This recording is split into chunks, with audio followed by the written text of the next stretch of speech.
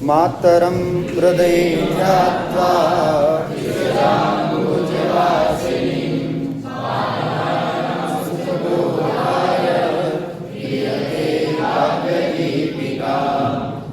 काव्यदीपिकायाः अष्टमशिखायाम् अलङ्काराणां वर्णनम् अस्ति।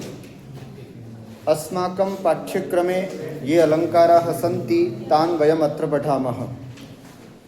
तेषु वयं स्वभावोक्तिरलङ्कारम्, उपमा अलङ्कारं, रूपक अलङ्कारम्, उत्प्रेक्षा अलङ्कारं च एतावत् पर्यन्तं पठितवन्तः।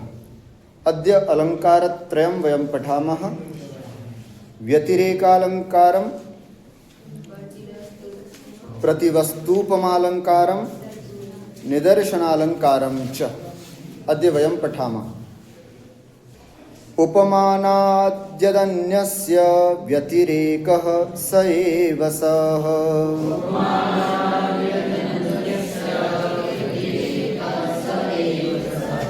उपमानाद्यदन्यस्य व्यतिरेकः स एव सः।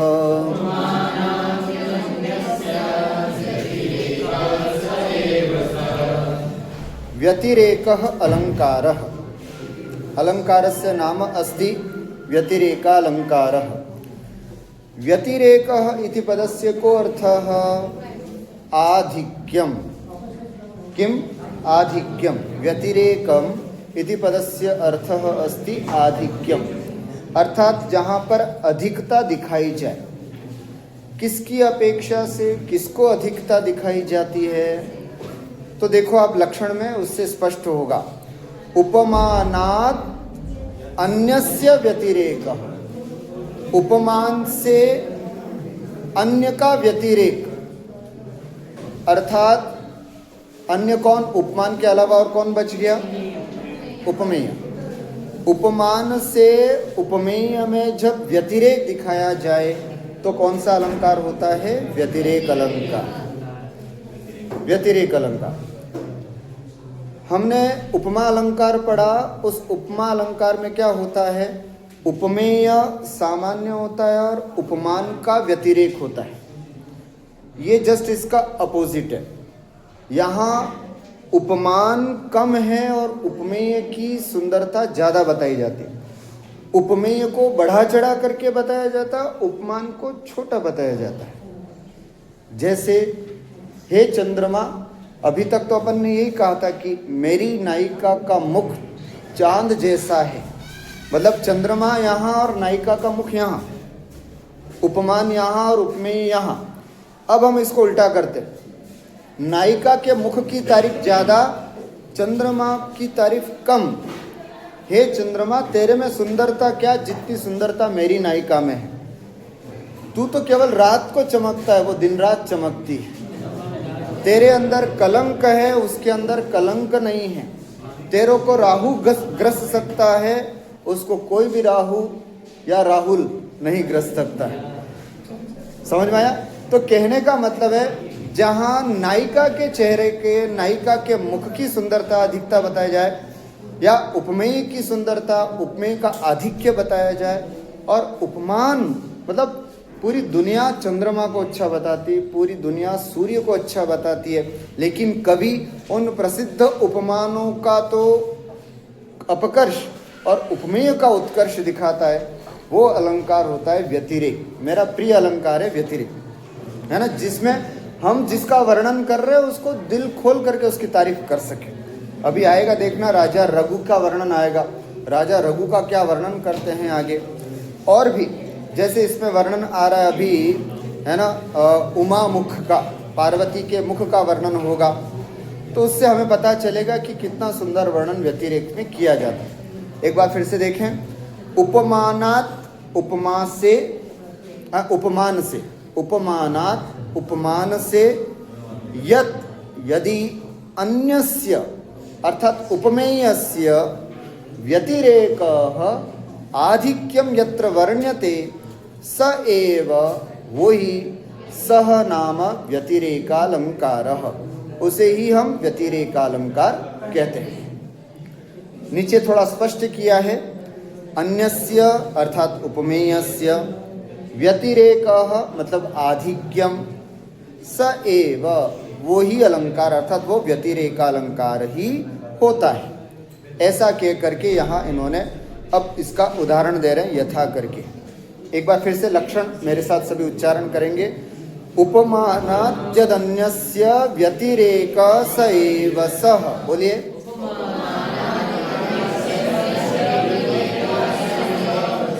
अर्थात जहाँ उपमान से उपमेय की अधिकता दिखाई जाए उसे हम व्यतिरेकालंकार कहते हैं। उदाहरण देखें, कुमार संभवस्य एतत् पद्यम अस्ति, अत्र उदाहरणम अस्ति। चंद्रम गता पद्मगुणं न भुंक्ते,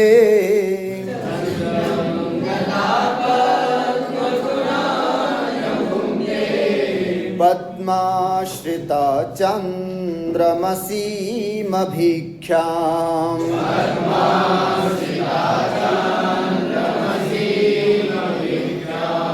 उमा मुखन्तु प्रतिपद्य लोला,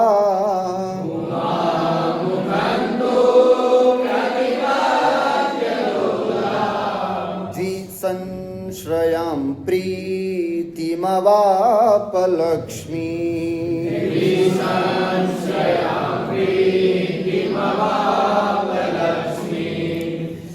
कुमार संभवे प्रथमे पार्वती वर्णनमिदं। कुमार संभव महाकवि कालिदास विरचितं महाकाव्यम्। अस्य प्रथम सर्गे पार्वत्याः सुंदर सौंदर्यस्य वर्णनमत्र अस्ति। कीदृशमस्ति? लक्ष्मी ही है ना, एक सुंदरता या सुंदरता की देवी लक्ष्मी जो है उसकी बड़ी विडंबना है। यदि वो चंद्र को प्राप्त होती है तो पद्म के संबंधित जो सुगंध आदि गुण हैं वो उसको प्राप्त नहीं होते, और यदि वो पद्म को प्राप्त होती है लक्ष्मी तो चंद्रमा के जो शीतलत्व आदि गुण हैं वो उसको प्राप्त नहीं होते।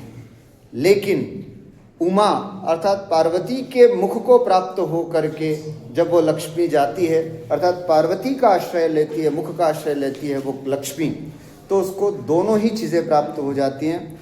उसको पद्म जैसी सुगंधता और चंद्रमा जैसी शीतलता उमा के मुख में प्राप्त होती है। तो उमा का मुख उपमेय है और चंद्रमा पद्म ये सब उपमान है, तो उनको कम बता करके उपमेय उमा मुख को अधिक बताया गया। देखिए अन्वय करते हैं। लोला लक्ष्मी ही, चंचला लक्ष्मी जो चंचल लक्ष्मी है, चंद्रम गता पद्म गुणान्न भुंक्ते, जब वो चंद्रमा के आश्रित होती है या चंद्रमा को प्राप्त होती है, वो लक्ष्मी चंद्रमा के पास जाती है तो पद्म गुणान न भुंक्ते। पद्म माने क्या होता है? कमल। कमल के गुण क्या होते हैं? सुगंध आदि। उन गुणों को प्राप्त नहीं कर पाती है, उन गुणों का अनुभव नहीं कर पाती। क्यों? क्योंकि चंद्रमा के पास शीतलता है, सुगंधता नहीं है। और जब पद्माश्रिता सती, और जब वो पद्म माने कमल के आश्रित होती है लक्ष्मी, तो उसके सामने क्या होती है? चांद्रमसीम अभिख्याम न भुंक्ते। उस समय वो चंद्रमा से संबंधित जो अभिख्या है, शोभा है, वो उस लक्ष्मी को प्राप्त नहीं होती है। लेकिन तू माने किंतु उमामुखम प्रतिपद्य, लेकिन जैसे ही पार्वती के मुख को वो लक्ष्मी प्राप्त होती है या उसका आश्रय लेती है, तो द्विसंश्रयाम प्रीतिम अर्थात चंद्रमा के भी और कमल के आश्रित दोनों ही गुण अथवा दोनों ही प्रीति, दोनों प्रकार का आनंद अवाप वह प्राप्त कर लेती है। इस तरह से प्रसिद्ध उपमान चंद्रमा, प्रसिद्ध उपमान कमल, दोनों को तिरस्कृत करके उपमेय पार्वती के मुख को महाकवि कालिदास ने उत्कर्ष बताया है। अतः यहाँ पर उपमानात् उपमेयस्य व्यतिरेकः अस्ति, आधिक्यम अस्ति, अतएव अत्र व्यतिरेकालंकारो वर्तते। किम लिखितम अत्र? अत्र उपमानभूत चंद्राद्यपेक्षया यहाँ पर उपमान स्वरूप जो चंद्रमा या कमल है उनकी अपेक्षा उपमेयस्य, कौन है उपमेय? उमामुख। उमामुखस्य अधिक गुणवत्व कथनम, अधिक गुण वाला कहना, इस कारण से यहाँ पर व्यतिरेकालंकार होता है। एकम उदाहरण मात्र व्यतिरेकालंकारस्य दत्तम, इतोपि द्वितीयम उदाहरण मात्र दीयते यथा वा इति कृत्वा, है ना। जैसे एक दूसरा और उदाहरण रघुवंश महाकाव्यस्य एतद् उदाहरणमस्ति, अत्रापि व्यतिरेकालंकारो वर्तते। कथं पश्यन्तु, अनुष्टुप् छन्दसि दिशि मंदायते तेजो दक्षिणस्यां रवेरपि,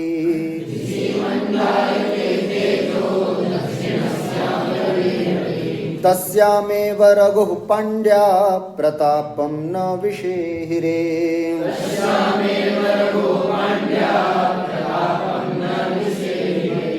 पहले प्रसंग समझे फिर आपको अर्थ बताता हूँ। क्या बताया जा रहा है? अगर आप थोड़ी बहुत ज्योतिष जानते हैं तो उसमें बताया गया है 2 आयन होते हैं, उत्तरायण और दक्षिणायन। जब सूर्य दक्षिणायन होता है तो उसका प्रभाव कम हो जाता है, और जब सूर्य उत्तरायण होता है तो उसका प्रभाव ज़्यादा हो जाता है। तो सूर्य जब दक्षिणायन होता है तो उस समय उसका कांति, उसका प्रभाव, उसकी चमक सब धीरे धीरे मंदता को प्राप्त हो जाती है। लेकिन महाकवि यहाँ पर राजा रघु के दिग्विजय का वर्णन करते हैं। जब रघु दक्षिण की तरफ जाते हैं तो वहाँ के राजा लोग रघु के प्रताप को सहन नहीं कर सके। मतलब वो दक्षिण वाले जो सूर्य को फीका करने की क्षमता रखते हैं, लेकिन उसी दक्षिण की तरफ राजा रघु जाते हैं तो उस राजा रघु के प्रताप को सहन करने की क्षमता उन दक्षिणात्यों में नहीं होती है। तो है ना, रघु के प्रताप को ज्यादा बताया, सूर्य के प्रताप को यहाँ पर कम बताया। मतलब हे सूर्य, तुम जब दक्षिण में जाते हो तो तुम्हारा प्रताप फीका पड़ जाता है, लेकिन हमारा राजा रघु जब दक्षिण में जाता है तो वहाँ के राजाओं को खदेड़ देता है, उसका प्रताप इतना तेज है। तो इस तरह से उपमेय को श्रेष्ठ बताया है, उपमान को कम बताया। श्लोक में देखें अर्थ अच्छे से। दिशि मंदायते तेजो दक्षिणस्याम, अन्वय दक्षिणस्याम दिशि अर्थात दक्षिण दिशा में, रवेरपि तेजो मंदायते, रवेः नाम सूर्यस्यापि तेजः प्रतापः मंदायते, अर्थात मंदता को प्राप्त हो जाता है। मंदताम गच्छति, मंदता को प्राप्त होता है, अर्थात मंद हो जाता है। दक्षिणस्याम दिशि, दक्षिण दिशा में, रवेरपि सूर्य का भी, तेजः प्रताप मंदायते, मंदता को प्राप्त होता है। तस्यामेव, उसी दक्षिण दिशा में, हे राजन अथवा हे राजा रघु, जब आप जाते हो तो बड़ा आश्चर्य की बात है ना, रघोः प्रतापम, रघु के प्रताप को, रघु के तेज को, पांड्याः न विषेहिरे। पांड्या मतलब है राजा, पर्टिकुलर विशेष करके राजा, है ना। पांडूनाम जनपदानाम राजानाः पांड्याः, अर्थात पांडु नाम का कोई नगर है, उस नगर के राजाओं को पांड्या कहा जाता है। तो दक्षिण में पांड्या राजा हुआ करते थे, है ना। जैसे चोल वंशीय राजा आदि सब होते हैं ना, ऐसे पांड्य वंशीय राजा होते तो दक्षिण में बहुत प्रसिद्ध हैं वो। तो ऐसे दक्षिण के पांड्या आदि जो राजा हैं, हे राजा रघु, आपके प्रताप को न विषेहिरे, किसी प्रकार से सहन नहीं कर सके। अब हम समझ सकते हैं यहाँ पर उपमान कौन है? सूर्य। उपमेय कौन है? राजा रघु। रघु को उत्कर्ष बताया गया है कि आप जब दक्षिण में जाते हो तो आपका प्रताप अद्भुत है, लेकिन सूर्य को कम बताया गया कि हे सूर्य, जब तुम दक्षिणायन होते हो, तुम जब दक्षिण की तरफ जाते हो तो तुम्हारा प्रताप फीका पड़ जाता है।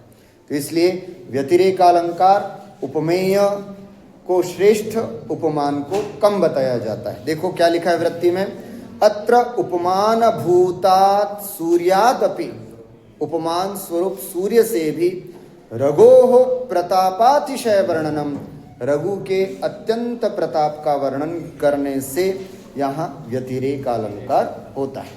इस तरह से यह व्यतिरेक अलंकार के दो उदाहरण के माध्यम से इस अलंकार को स्पष्ट किया। अग्रे अस्ति प्रतिवस्तुपमा अलंकारः। प्रतिवस्तुपमा अलंकारस्य लक्षणम् आदौ पठामः, अनन्तरम् उदाहरणानि पश्यामः। प्रतिवस्तुपमा सा स्यात् वाक्ययोर्गम्यसाम्ययोः।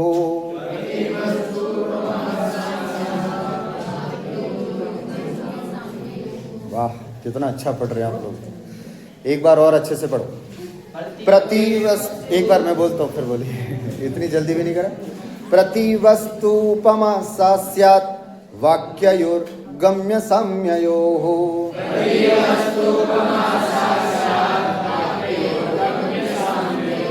एकोऽपि धर्म सामान्यो यत्र निर्दिश्यते पृथक्।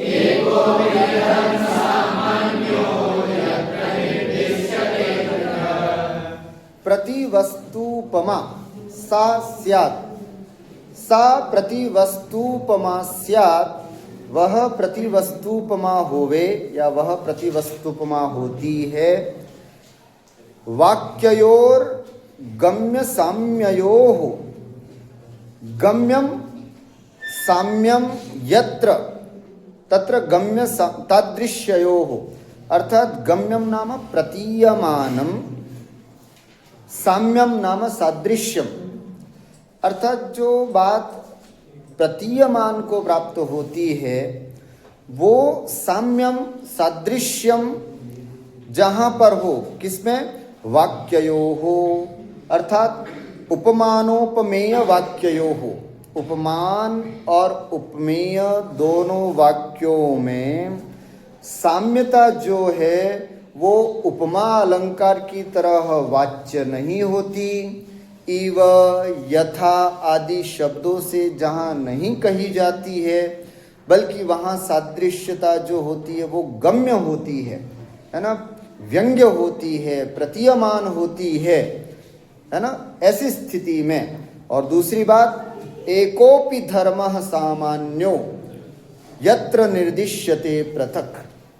सामान्य धर्म, सामान्य धर्म पता है आपको, पहले बताया था मैंने, चार चीजें होती हैं: उपमान, उपमेय, सामान्य धर्म अथवा उपमा, साधारण धर्म बोल दो, और चौथी है उपमावाचक।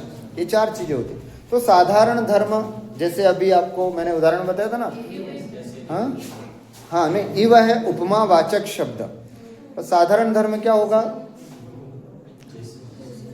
साधारण धर्म जो उपमान में भी पाया जाए और जो उपमेय में भी, है ना, मतलब कॉमन गुण एक तरह से, है ना, एक दोनों में पाया जाने वाला, उपमेय में भी पाया जाए और उपमान में भी पाया जाए, जो उस कॉमन गुण को साधारण धर्म कहते हैं। सामान्य वाचक या सामान्य धर्म भी बोलते हैं उसको, साधारण धर्म। जैसे उदाहरण के रूप में मैंने बताया ना कि नायिका का मुख चंद्रमा जैसा सुंदर है, तो साधारण धर्म क्या हुआ? सुंदर है। तो ये सुंदरता नायिका के मुख में भी है और चंद्रमा में भी है, इसको बोलते हैं साधारण धर्म। तो एकोपि धर्मः सामान्यो, एक ही साधारण धर्म है, लेकिन यत्र निर्दिश्यते पृथक्, जहाँ पर अलग अलग शब्दों के द्वारा जिसका निर्देश किया जाए सामान्य धर्म का, उसे हम कहते हैं प्रतिवस्तुपमा। दो बातें यहाँ पर महत्वपूर्ण आई। एक तो यहाँ उपमानोपमेय वाक्य में जो सादृश्यता है वो वाच्य रूप में नहीं है, गम्य रूप में है। एक होता है वाच्य, एक होता है गम्य। वाच्य का मतलब है जहाँ शब्दों से कहा जाए, जैसे उपमा अलंकार आपको बताया था, जहाँ इव हो वहाँ उपमा अलंकार। उत्प्रेक्षा अलंकार बताया, मन्ये, शंके, ध्रुवम इत्यादि शब्द हों तो वहाँ उत्प्रेक्षा अलंकार समझना। तो ये सब वाच्य कहलाते। वाच्य का मतलब शब्दों के द्वारा कहा जाए। जहाँ सादृश्यता शब्दों के द्वारा तो नहीं कही जाती, लेकिन गम्य होती है, प्रतीत की जाती है ना, प्रतीयमान होती है, एक बात। और दूसरी, साधारण धर्म एक ही होता है, लेकिन अलग अलग शब्दों से जहाँ पर कहा जाता है, ऐसा जो अलंकार होता है उसको बोलते हैं प्रतिवस्तुपमा अलंकार, है ना। हिंदी में इसको कहा जाता है एक धर्म का शब्द दो, करते अगर बखान, एक धर्म का शब्द दो करते अगर बखान, मतलब एक ही धर्म है लेकिन दो अलग अलग शब्द यदि उसका बखान करते हैं तो वहाँ पर प्रतिवस्तु उपमा अलंकार होता है। जैसे एक और उदाहरण मैंने देखा है, हम अनुशासन तोड़ते वे लांघते मर्यादा। बात एक ही है, हम अनुशासन तोड़ते वे लांघते मर्यादा। साधारण धर्म देखा जाए तो बात एक ही कही जा रही, लेकिन कहने का लहजा, कहने के तरीके दो अलग अलग हैं। ऐसी स्थिति जहाँ पर होती है उसे हम बोलते हैं प्रतिवस्तुपमा अलंकार। ठीक है, अब इनका उदाहरण क्या है वो हम देखते हैं। पश्यतु, एक बार वृत्ति देख लें। प्रतीयमान सदृश्योर एकस्यापि, प्रतीयमान समानता का एक ही धर्म के द्वारा, एकस्यापि धर्मस्य, एक ही धर्म का पौनरुक्त्य भिया कि यह पुनरुक्ति न हो जाए, हम अनुशासन तोड़ते, फिर से वापस अगर यही बोलते कि हम अनुशासन तोड़ते तो ये पुनरुक्ति हो जाती। तो पुनरुक्ति ना हो जाए उन्होंने इसलिए शब्दावली चेंज कर दी, हम अनुशासन तोड़ते वे लांघे मर्यादा, तो शब्दावली चेंज कर दी। इसलिए कहा पौनरुक्त्य भिया, पुनरुक्ति के डर से शब्दांतरेण निर्देश, जहाँ दूसरे शब्दों से निर्देश किया जाए प्रतिवस्तुपमा, वहाँ प्रतिवस्तुपमा अलंकार होता है। उदाहरणम यथा मधुश्चते मन्मथ साहचर्या, बोलिए,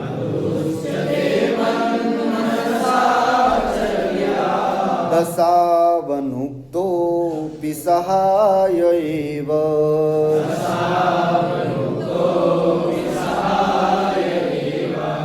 समीरणो नोदयिता भवेति,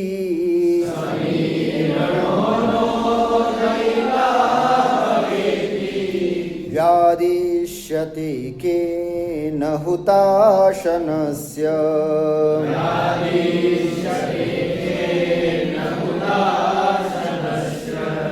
कुमार संभवस्य तृतीय सर्गस्य एतत् पद्यमस्ति। मन्मथम प्रति इंद्रस्य उक्ति ही। मन्मथ क्या होता है? मन्मथ किसी को पता? मन्मथ क्या होता है? कामदेव। मन्मथ किसे बोलते हैं? कामदेव को। मन्मथम प्रति, कामदेव के प्रति, इंद्रस्य उक्ति ही, इंद्र की यहाँ पर उक्ति है। क्या कहते हैं इंद्र? हे मन्मथ, हे कामदेव, असौ मधु, यहाँ पर मधु का अर्थ होता है वसंत ऋतु। बहुत सुंदर अर्थ है, ध्यान से सुनेंगे तो समझ में आएगा और आनंद भी आएगा। असौ मधु अर्थात यह वसंत ऋतु, ते साहचर्यात् अनुक्तोपि सहाय एव, यह वसंत ऋतु, कामदेव और वसंत ऋतु का संबंध घनिष्ठ है, हम सबको पता है। वसंत ऋतु आते ही कामदेव अपने आप में तेज हो जाता है। इसलिए यहाँ पर कहा कि हे मधु, हे मन्मथ, हे कामदेव, असौ मधुश्च, यह वसंत भी, ते साहचर्यात्, तुम्हारे साथ रहने से, अनुक्तोपि सहाय एव, बिना कुछ कहे भी वो तुम्हारी सहायता करता है, क्योंकि वो तुम्हारे साथ रहने लग गया, है ना। हे कामदेव, वसंत जो है वो बिना कहे तुम्हारी सहायता करने वाला हो गया। एक बात हो गई। अब इसी बात को दूसरे स्टाइल से और कहा जा रहा है। कैसे? समीरणो नोदयिता भव इति केन हुताशनस्य व्यादिश्यते, है ना, व्यादिश्यते, कि समीरणः अर्थात वायु, हवा, हवा तुम हुताशनस्य नोदयिता भव, है ना, हे वायु तुम हुताशन माने अग्नि के, नोदयिता अर्थात प्रेरयिता, प्रेरकः प्रज्वालकः भव हो, इति केन व्यादिश्यते, ये किसके द्वारा कहा जाता है? कोई कहता है हवा को कभी कि हे हवा तुम अग्नि के दाहक बनो, तुम अग्नि के प्रेरक बनो, तुम अग्नि को जलाने वाले बनो, कोई कहता है क्या?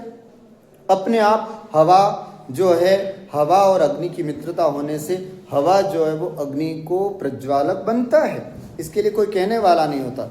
उसी प्रकार हे मन्मथ, है ना, हे कामदेव, तुम्हारे लिए भी यह वसंत ऋतु अत्यंत साहचर्य होने के कारण अनुक्तोपि सहायक एव, है ना, तुम कुछ कहो नहीं तब भी वो तुम्हारी सहायता करने वाला होगा। तो हम देखेंगे उपमेय वाक्य और उपमान वाक्य, इन दोनों में ही यहाँ पर, जैसे उपमेय वाक्य में हम देखते हैं अनुक्तोपि सहाय एव, ये उपमेय वाक्य है। और उपमान वाक्य कौन सा है? नोदयिता भव, है ना, प्रेरकः भव। ये इन दोनों में अलग अलग शब्दों के द्वारा इसका निर्देश किया गया है। एक ही साधारण धर्म है ना, साधारण धर्म यहाँ पर कौन सा है? एक ही है कि वो है यहाँ पर सहायता, सहायता करना, ये एक साधारण धर्म है। तो जिस तरह से वसंत जो है वो कामदेव का सहायता करने वाला है, वैसे ही जैसे हवा जो है वो अग्नि की सहायता करने वाला है। तो दोनों में सहायता करना जो है वो एक साधारण धर्म है, लेकिन दोनों को अलग अलग शब्दों से कथन किया गया है, इसलिए यहाँ पर प्रतिवस्तुपमालंकार जानना चाहिए। वृत्तो पश्यन्तु, अत्र अनुक्तस्यापि सहज सहायस्य, यहाँ पर बिना कुछ कहे सहज सहायस्य स्वतः एव सहाय्य संपादने प्रवृत्तिर इत्येक एव अर्थः शब्दांतरेण निर्दिष्टः। यहाँ पर, है ना, अनुक्तस्यापि सहज सहायस्य, बिना कुछ कहे सहज सहायस्य, सहज सहायता की, स्वतः एव सहायस्य संपादने, स्वतः ही सहायता संपादन में प्रवृत्ति होती है। इति एक एव धर्मः, ये एक ही साधारण धर्म जो है वो शब्दांतरेण, अलग अलग शब्दों से यहाँ पर निर्दिष्ट किया गया है, इसलिए यहाँ पर क्या समझना? प्रतिवस्तुपमा अलंकार होता है। इसी को एक दूसरा अच्छे उदाहरण के द्वारा भी समझाया गया है। देखिएगा दूसरा एक और उदाहरण, धन्यासि वेदर्भिगुणैरुदारै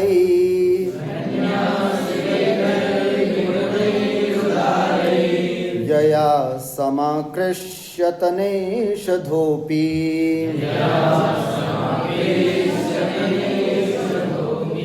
इतः स्तुतिः का खलु चन्द्रिकाया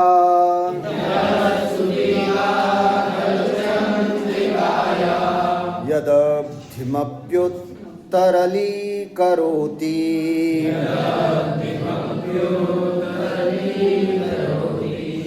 धन्यासि वेदर्भी, विदर्भ देशस्य कन्या आसीत्, है ना, का आसीत् दमयंती।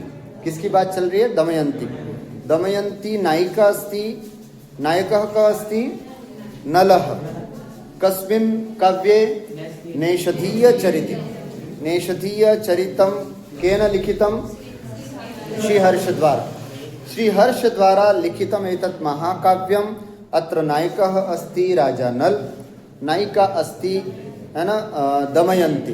तर्हि वेदर्भी अस्ति दमयंती, संबोधनम् अस्ति हे वेदर्भी, है ना, त्वं धन्यासि, तुम धन्य हो, यया, जिसके द्वारा, अर्थात तुम्हारे द्वारा, उदारैः गुणैः नैषधोपि समाकृष्यत, तुम्हारे अपने उदार गुणों के द्वारा, नैषधोपि अर्थात अत्यंत धीरवान राजा नैषध भी, समाकृष्यत, तुमने अपनी ओर आकर्षित कर लिया, है ना। हंस जो है वो दमयंती को जा करके, उसका कथन क्या लिखा है? नैषध चरिते दमयंतीम प्रति हंसस्य उक्तिरियम। नैषधीय चरित में दमयंती के प्रति हंस जो है वो जा करके दमयंती से कहता है कि हे वेदर्भी, हे दमयंती, धन्यासी, तुम धन्य हो, जिन्होंने, जिसने उदारैः गुणैः, अपने लावण्य सौंदर्य आदि उत्कृष्ट गुणों के द्वारा, नैषधोपि, जो अत्यंत धीरवान गंभीर जैसा राजा निषद भी, अपने गुणों से तुमने समाकृष्यत, अपनी ओर जिसको आकर्षित कर लिया। ये एक बात हो गई। अब इसी बात को और प्रकारांतर से कहा जा रहा है। क्या कहा जा रहा है? इतः स्तुति का खलु चंद्रिकाया, अर्थात चंद्रिका की इससे बड़ी और क्या स्तुति की जा सके। यद अब्धिमप्युत्तरली करोति, जो कि अब्धिमपि, अब्धि माने होता है समुद्र को, जो कि समुद्र को भी उत्तरली करोति नाम चंचलयति, चंचलति, अर्थात समुद्र को भी चंचल कर दे। इससे बड़ी और स्तुति प्रशंसा क्या की जाए। आपको पता है, मैंने पिछली बार भी बताया था कि चंद्रिका या चांदनी अथवा चंद्रमा में इतनी ताकत होती है कि वो समुद्र को भी चंचल कर देती है, उसको समुद्र को भी चंचल बना देती है। तो चंद्रिका की इससे ज़्यादा और प्रशंसा की क्या की जा सकती है कि वो समुद्र को भी अधीर बना देती है। उसी प्रकार हे दमयंती, तुम्हारी और इससे प्रशंसा क्या करें, तुमने नैषद जैसे धीरवान व्यक्ति को भी अपनी ओर आकृष्ट कर दिया। तो ये दो बातें हैं, है ना, दो धर्म, दो एक ही बातें लेकिन अलग अलग तरीके से यहाँ पर कहा गया है। अत्र देखो कौन सा साधारण धर्म है यहाँ पर, समाकर्षण रूप एक एव धर्म, अपनी ओर आकर्षित किया, ये एक ही धर्म। भंग्यंतरेण प्रथम निर्दिष्ट, अलग अलग कथन करके उसको अलग अलग रूप से यहाँ पर निर्दिष्ट किया है। अतएव अत्रापि प्रतिवस्तुपमालंकारः अस्ति, एक ही बात को दो तरीके से अलग अलग रूप से कहना, इसको हम कहते हैं प्रतिवस्तुपमा अलंकार। ठीक है, इसमें उपमा शब्द क्यों आया है ना, इसमें उपमा का प्रयोग क्यों किया गया है, क्योंकि इसमें उपमा अर्थात तुलना अर्थात सादृश्य जो है वो शब्दों के द्वारा नहीं बल्कि व्यंग्य के द्वारा यहाँ पर समझना होता है, इसलिए यहाँ पर उपमा शब्द आया है। तो दो बातें प्रतिवस्तु उपमा की है। यहाँ पर जो उपमा है या सादृश्य है ना, जो सादृश्य है, समानता है, वो तो गम्य है। गम्य का मतलब है कि वो प्रतीत होता है, शब्दों के द्वारा वाच्य नहीं है। और दूसरा, एक ही साधारण धर्म को अलग अलग शब्दों से यहाँ पर कथन किया जाता है, इसलिए ये प्रतिवस्तुपमा अलंकार होता है। एक और अंतिम अलंकार निदर्शनालंकार लेते हैं। बोलिए, अभवन वस्तु संबंध उपमा परिकल्पकः निदर्शना भवेत् सेयं मम्मटेन यथोदिता।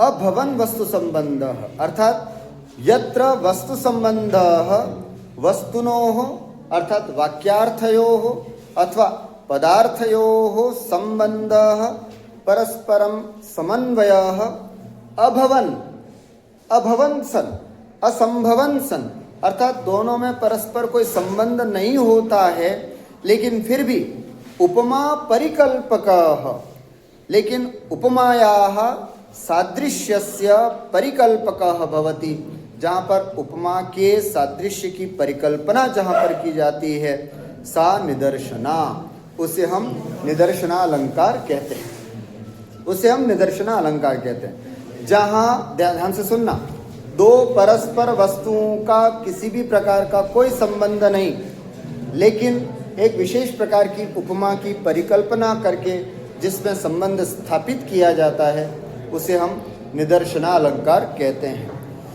उपमा परिकल्पक है, इसका अर्थ क्या है, तो पर्यवसाने साम्य बोधक है ना, अर्थात जो साम्य बोधक शब्द होते हैं वो यहाँ पर पर्यवसित हो जाते हैं, इसलिए यहाँ पर ऐसा लिखा है कि उपमा परिकल्पक। उदाहरण के माध्यम से आपको जल्दी समझ में आएगा।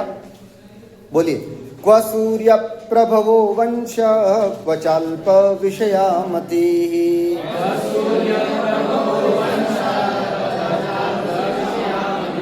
तितीर्षुर्दुस्तरं मोहा दुडूपेनास्मि सागरम्।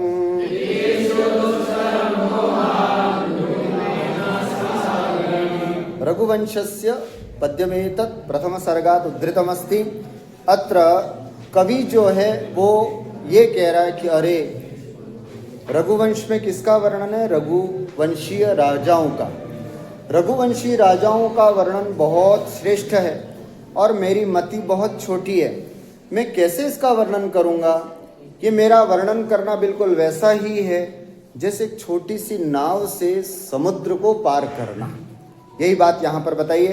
देखिए क्या लिखा है, सूर्य प्रभवो वंशः क्व, सूर्य से उत्पन्न हुआ, है ना, ऐसा वंश कहाँ, और अल्प विषया मति क्व, और अल्प विषय को धारण करने वाली मेरी मति कहाँ। सूर्य से उत्पत्ति जिसकी हुई है ऐसा वंश रघुवंश कहाँ, और कम विषयों को ग्रहण करने वाली मेरी मति मेरी बुद्धि कहाँ। लेकिन फिर भी मेरी यह स्थिति बिल्कुल वैसी है। ये हो गया अभवन वस्तु संबंध, दोनों वस्तु में कोई संबंध नहीं है। रघुवंशियों का वर्णन बहुत श्रेष्ठ बात है, और महाकवि कालिदास कहते हैं कि मेरी बुद्धि बहुत तुच्छ है, छोटी है। इन दोनों का कोई संबंध है क्या? नहीं।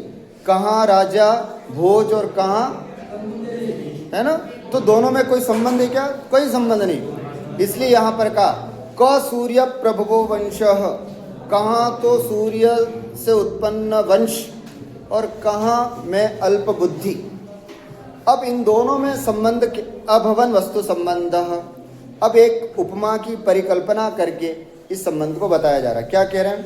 तितीर्षु दुस्तरम सागरम, है ना, मोहात, अत्यंत मोह होने के कारण, मुझे रघुवंशियों से विशेष प्रेम है, महाकवि कालिदास कह रहे हैं, है ना, मोहात, अत्यंत मोह होने के कारण, अत्यंत प्रेम होने के कारण, अथवा कहीं कहीं पर मोह शब्द का अर्थ अज्ञानता भी लगाया जाता है।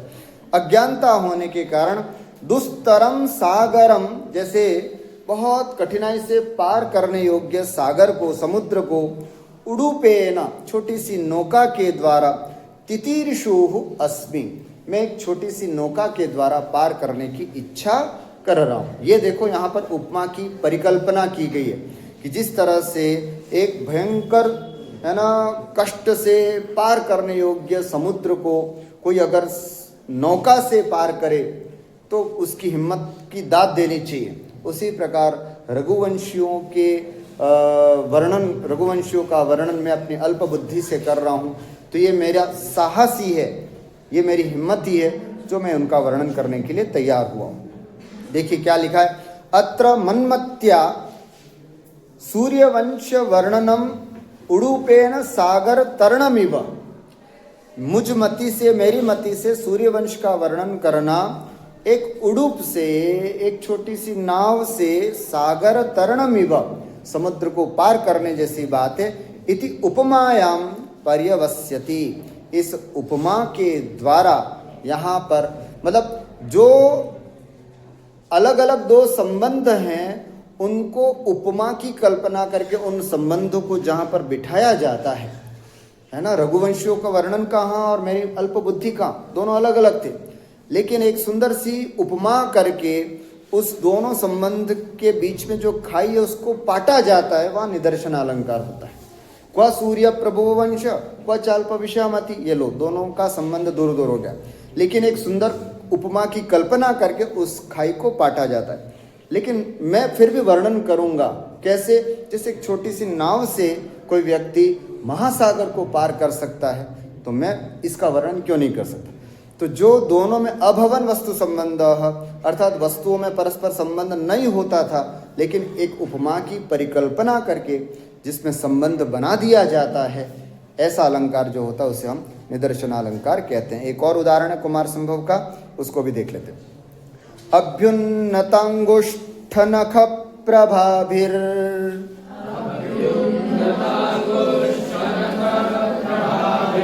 निक्षेपणात्रागमिवोद्गरिन्तौ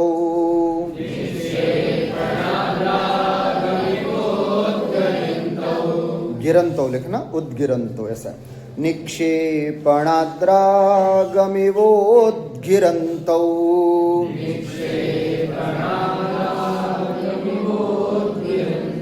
आझर्रतुस्तच्चरणौ पृथिव्याम्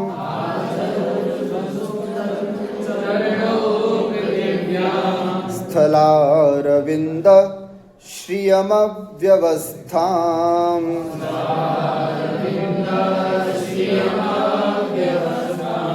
कुमार संभवे प्रथमे पार्वती वर्णनम इदम। यहाँ पर भी पार्वती का वर्णन है। अभ्युन्नतांगुष्ठ नख प्रभाभी। अभ्युन्नतयोः अंगुष्ठ नखयोः प्रभाभी। अभ्युन्नत माने थोड़ा उठा हुआ, अंगुष्ठ नखयोः पैरों के अंगुष्ठ के नख, उसकी प्रभा कितनी सुंदर है ये बता रहे। पार्वती का नख से लेकर के शिखा तक के सौंदर्य का वर्णन महाकवि कालिदास ने कुमार संभव के प्रथम सर्ग में किया। यहाँ सबसे पहला जो वर्णन है वो यहाँ बताया जा रहा है कि पार्वती के नख का वर्णन। पार्वती के नख कितने सुंदर थे ये बताया जा रहा है। तो अभ्युन्नतांगुष्ठ नख प्रभावी, उठे हुए है ना, अंगूठा पैरों का उठा हुआ होता है और उसका जो नख है, नख अगर लाल होते हैं तो सामुद्रिक शास्त्र के अनुसार कहा जाता है कि वो बहुत भाग्यशाली होता है। जिनके नख जो हैं लाल होते हैं, चाहे पैरों के चाहे हाथों के, गुलाबी, लाल का मतलब गुलाबी कलर के होते हैं नख, तो समझना वो व्यक्ति बहुत किस्मत वाला है, बहुत भाग्यशाली है, उसकी किस्मत बहुत अच्छी है। अगर आपके नख गुलाबी नहीं हैं तो आज रात भर उसको ऐसे ऐसे करके उसको अपने गुलाबी करने की कोशिश करना। ये सामुद्रिक शास्त्र के अनुसार बताया जाता है। तो पार्वती के नख जो हैं वो गुलाबी थे, इस बात को बताया जा रहा है। क्या कहा जा रहा है? अभ्युन्नतांगुष्ठ नख प्रभावी, अर्थात अभ्युन्नतयोः अंगुष्ठ नखयोः प्रभावी, ऊपर की ओर उठे हुए अंगुष्ठ के नखों की प्रभावों से निक्षेपणात्, सुनेगा, निक्षेपणात् अर्थात रखने से, उन नखों को रखने से, रागम उद्गिरंतौ इव, राग माने लालिमा है ना, लालिमा उद्गिरंतौ इव, वमन करते हुए तच्चरणयोः, तस्याः पार्वत्याः चरणों, दोनों चरण, जैसे पार्वती चल रही थी तो उसके नखों की जो लालिमा है वो लालिमा उगल उगल करके आ रही थी, उसका सौंदर्य निखल करके आ रहा था। तो वो उस समय ऐसा लग रहा था जैसे पृथिव्याम अव्यवस्थाम स्थलारविंद श्रियम आझर्रतुः। उस समय ऐसा लग रहा था जैसे पृथ्वी पर अव्यवस्थाम, व्यवस्था रहितम, क्योंकि कमल जो होते हैं वो कैसे, स्थलारविंद, स्थलारविंद माने पृथ्वी के कमल कैसे होते हैं, स्थिर होते हैं। लेकिन जब पार्वती चल रही तो ऐसा लग रहा था कि कमल भी चल रहे हैं आज तो, क्योंकि उसके नख जो हैं वो किसके जैसे थे, कमल के जैसे। तो वही यहाँ पर बताया, पृथिव्याम, पृथ्वी पर, अव्यवस्थाम, व्यवस्था रहिताम, संचारिणीम इति भावः, स्थलारविंद श्रियम अर्थात पृथ्वी के अरविंद माने कमल की शोभा आझर्रतुः, आऋतवन्तौ प्राप्तौ, अर्थात जब वो चल रहे थे तो पृथ्वी के कमल की शोभा की तरह वो दिखाई दे रहे थे। अब यहाँ पर कैसे निदर्शन अलंकार है वो यहाँ पर देखेंगे। अत्र उपमान धर्मस्य अरविंद श्रियश्चरणयोः उपमेय भूतयोः असंभवात्। उपमान धर्म है ना, उपमान कौन है, कमल, अरविंद कमल, अरविंद श्रियः, अरविंद के अरविंद कमल की सुंदरता, और चरणयोः उपमेय भूतयो, और उपमेय भूत कौन है, चरण, असंभवात्, इन दोनों की तुलना संभव ही नहीं थी। कहाँ स्थलारविंद और कहाँ चरण, चरणों की सुंदरता असंभव होने के बावजूद भी अरविंद श्रियम इव श्रियम, अरविंद श्रियम इव श्रियम अर्थात कमल की सुंदरता की तरह इसकी सुंदरता थी। इति उपमायाम, ऐसी उपमा करने से पर्यवसानम, यहाँ पर पर्यवसित हो गया।